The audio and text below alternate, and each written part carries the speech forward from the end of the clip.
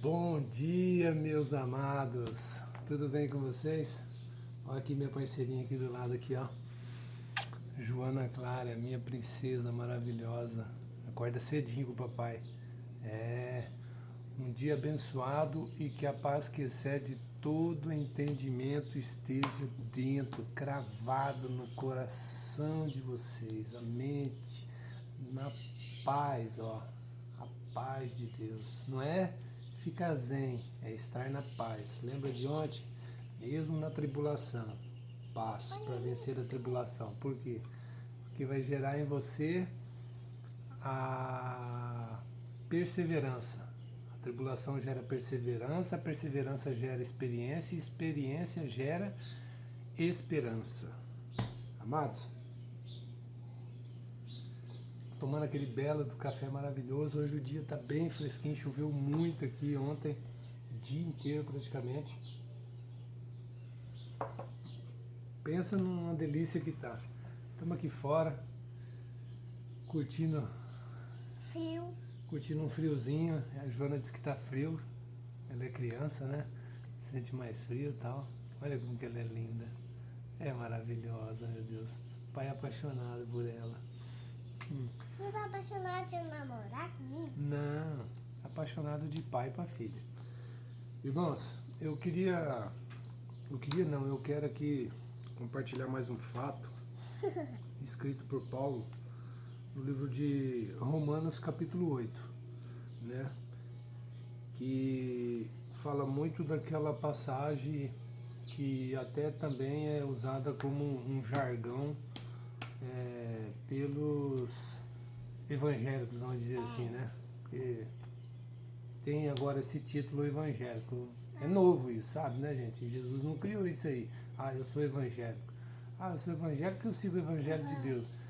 Mas não segue o evangelho não, porque só sabe falar do Velho Testamento, e quem só prega o Velho Testamento é o que então? Então é cristão. Ou você é cristão, ou você é outra coisa. Evangélico é um título muito ralo, né? Qualquer um se titula evangélico. Vai na igreja é evangélico. E não é só isso. Está muito aquém disso. Romanos capítulo 8. É o jargão. Agora, pois, já nenhuma condenação há para os que estão em Cristo Jesus. Agora. Começa dizendo assim, Romanos 8, versículo 1. Agora, pois, já não há nenhuma condenação para os que estão em Cristo Jesus. Veja bem isso aqui, ó. Isso aqui é para quem está em Cristo Jesus, não é para quem está inserido em algum lugar. É estar em Cristo Jesus. E adiante, do versículo 2, 3, mostra a diferença dos que estão em Cristo Jesus, qual é a condição para se estar em Cristo Jesus, e mostra as características daquele que não está em Cristo Jesus. Versículo 2 diz assim, ó, porque a lei do Espírito da vida em Cristo Jesus te livrou da lei, do pecado e da morte. Então, o Espírito de Deus em nossas vidas, ele nos libertou do espírito da lei do pecado, que nos levava à morte eterna. Porquanto o que for impossível à lei, no que estava enferma pela carne, isso fez Deus enviando o seu próprio Filho em semelhança de carne pecaminosa, e no tocante ao pecado, e com efeito condenou Deus na carne o pecado. Então ontem eu ainda disse aqui, ó, nada do que você faz te justificará diante de Deus. Por quê? Está falando aqui, ó, porque Deus, enviando o seu próprio Filho em semelhança de carne pecaminosa, né? Meu Deus, tira. E no tocante ao pecado, com efeito, condenou Deus na carne o pecado. Pai, Oi, meu amor. deixa eu mostrar isso lá em meu pai. Mostra. Ela quer mostrar a slime dela que ela ganhou. Mostra a slime, levanta assim pra eles verem. Uau, slime. Tá vendo, gente? E olha o que ela faz com essa slime. É um gênio. Isso aqui é um gênio. Você acha que não existe gênio? Existe sim. Né? Existe gênio. Então vamos lá. Então, Deus, ele enviou o Filho dele para que nós fôssemos libertos de uma escravidão, de uma condenação que já havia sobre nós, porque nós já nascíamos condenados pelo pecado. E depois da vinda de Cristo Jesus, mudou toda a história, porque fomos libertos disso, desde que eu viva em Cristo, através do Espírito Santo de Deus. Espera aí só um pouquinho. A fim de que o preceito da lei se cumprisse em nós, que não andemos segundo a carne, mas que andemos segundo o Espírito. Então aqui você já vê que tem uma condição aqui para você falar que nenhuma condenação é sobre você. Para não ter nenhuma condenação sobre nós, né, eu gosto de falar nós porque eu estou incluso nesse contexto, e como Paulo dizia, dos pecadores eu sou o pior. Né? Paulo mesmo fez questão de dizer isso. Ele não se ensoberbava pelo fato de ser o apóstolo que mais cartas escreveu na Bíblia ou que mais evangelizou de todos os apóstolos. Ele não se sentia o tal, né? Muito pelo contrário, ele se sentia o pior de todos os pecadores ainda, né? É isso que nós vemos hoje? Não é isso que nós vemos hoje. Hoje nós vemos aí uma pessoa prega para meia dúzia de gente aí, né? Tem uma igreja, ou tem um ministério muito grande, meu Deus do céu, parece que o cara virou um santo, ele se torna uma pessoa intocável. Tipo assim, ó, chegou ele, aí vem um núcleo mais próximo que o rodeia, aí vem um outro núcleo de pessoas, aí um outro núcleo, aí aquela assembleia que fica sentada lá na igreja, mas vai ver o cara só de longe, no altar da igreja, lá no púlpito, lá no altar, lá pregando. Saiu dali, o cara já sai pelo fundo, entra num carrão e vai embora. Ninguém pode nem o cara não tem feeling com as pessoas. Agora eu te faço uma pergunta. O nosso exemplo de liderança perfeita, que é Jesus Cristo, gente, era rodeado pela multidão de gente de tudo quanto é jeito. As lideranças de hoje em dia não querem nem chegar perto do povo. Tá igual político. Virou uma política isso aí. Tá igual político. O político procura o povo quando precisa se eleger, precisa do voto. E os líderes dos grandes ministérios hoje chegou perto do povo quando estava iniciando o ministério.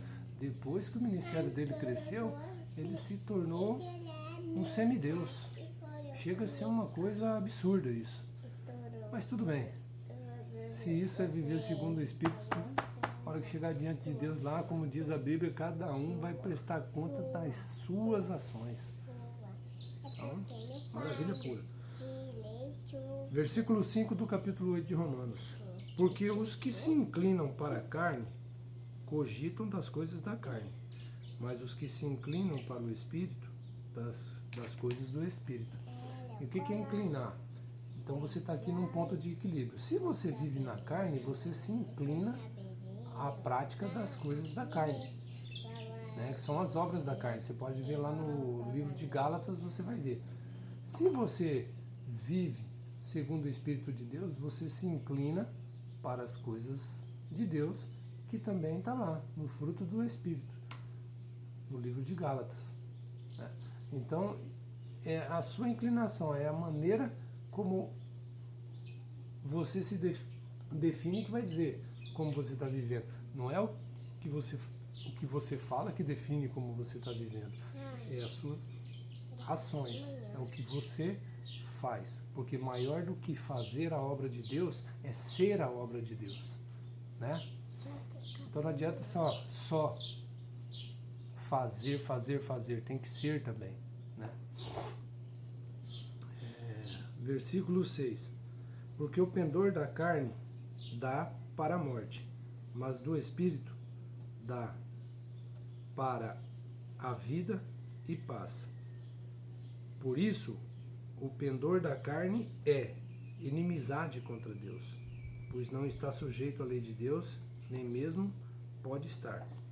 Então aqui você já vê que a pessoa que vive segundo a carne, eu não estou falando de pessoas, porque isso aqui não é para pessoas ignorantes. Isso aqui era para pessoas que já tinham um certo conhecimento, né? Que já eram religiosos.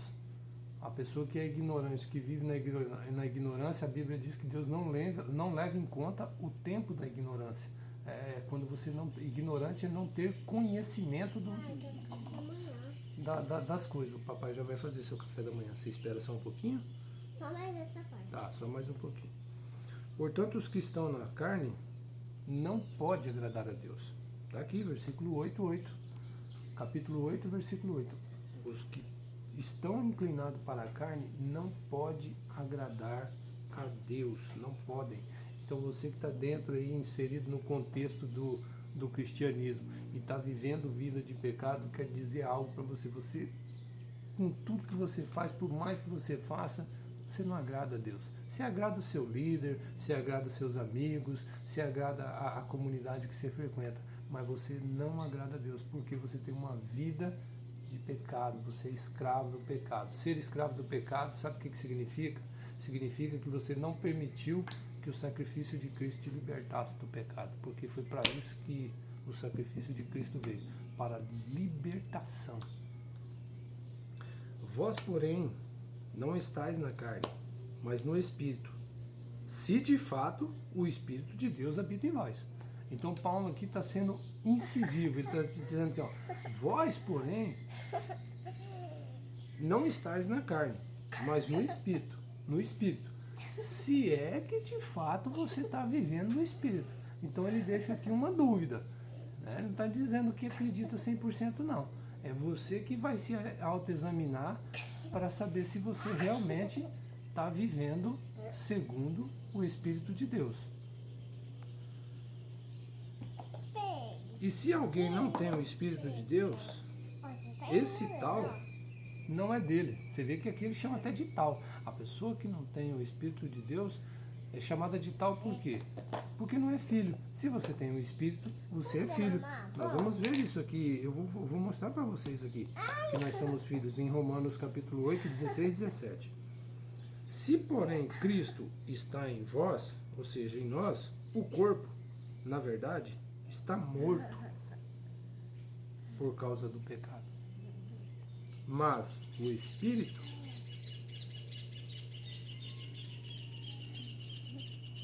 é vida por causa da justiça. Se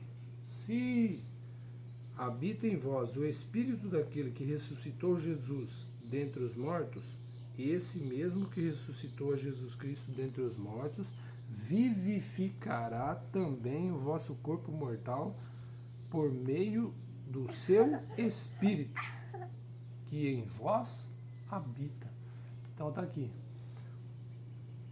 a importância de se saber o que é viver segundo o Espírito e segundo a carne. No capítulo 8 e versículo 16 diz assim: o próprio Espírito, com letra maiúscula aqui, que é o Espírito de Deus, testifica com o nosso Espírito, Espírito com letra minúscula, que somos filhos de Deus. Então, o Espírito de Deus testifica, ele confirma ao meu Espírito se eu sou filho de Deus. Então, o Espírito de Deus, todas as vezes em que cometemos pecado, cometemos erros, ele fala para nós todas as vezes, testifica ao nosso espírito, ó, isso que você está fazendo não é de agrado do meu pai, isso não agrada meu pai, isso te afasta do meu pai, e nós continuamos fazendo isso, não somos filhos de Deus. Então versículo 17, ora, ó Paulo falando, ora, se somos filhos, somos também herdeiros. Herdeiros de Deus. Veja bem, herdeiros de Deus e co-herdeiros em Cristo. com ele, se com ele sofremos, também com ele seremos glorificados. Então, eu sou herdeiro de Deus Nossa, tá e bem. co-herdeiro Você só tá sentada. com Cristo.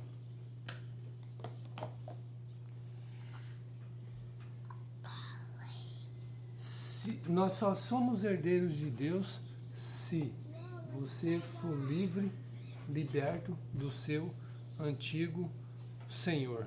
Quem é o seu antigo senhor? O pecado. Porque se o pecado te governa, você é escravo desse senhor chamado pecado. Automaticamente você herdará tudo aquilo que o pecado tem como herança para você. E qual é a herança do pecado? É a morte. Entendendo a slide. Agora, se você é herdeiro de Deus, Não se mexe nem porque somos filhos de fala. Deus, e somos co-herdeiros com Cristo, porque através nos tornamos herdeiros de Deus por causa do sacrifício de Jesus Cristo, o sacrifício que Deus fez com o teu Filho unigênito para que nos tornássemos co-herdeiros. Então você só tem direito à herança de Deus se você já é liberto do seu antigo senhor, que é o pecado que te leva à morte, e hoje o seu Senhor é Cristo Jesus, que te vivifica, que te dá vida eterna, como diz aqui, ó, versículo 11 do capítulo 8. Se habita em vós o Espírito daquele que ressuscitou Jesus dentre os mortos, esse mesmo que ressuscitou a Cristo Jesus dentre os mortos, vivificará também o vosso corpo mortal, por meio do seu Espírito, que em vós habita. Então, se você sai da escravidão do pecado e se torna servo de Cristo Jesus, assim como Cristo Jesus foi ressuscitado, você também será ressuscitado. O seu corpo mortal será ressuscitado por meio do Espírito que vós habita. Amém? Que a paz de Cristo esteja com vocês. Vai lá no nosso canal no YouTube, Paizão 5. Deixe lá o seu joinha, faça seus comentários. Ative lá o sininho, né, para você receber notificação. Compartilhe com seus amigos. Que Deus te abençoe. Um dia maravilhoso para você. Abraço.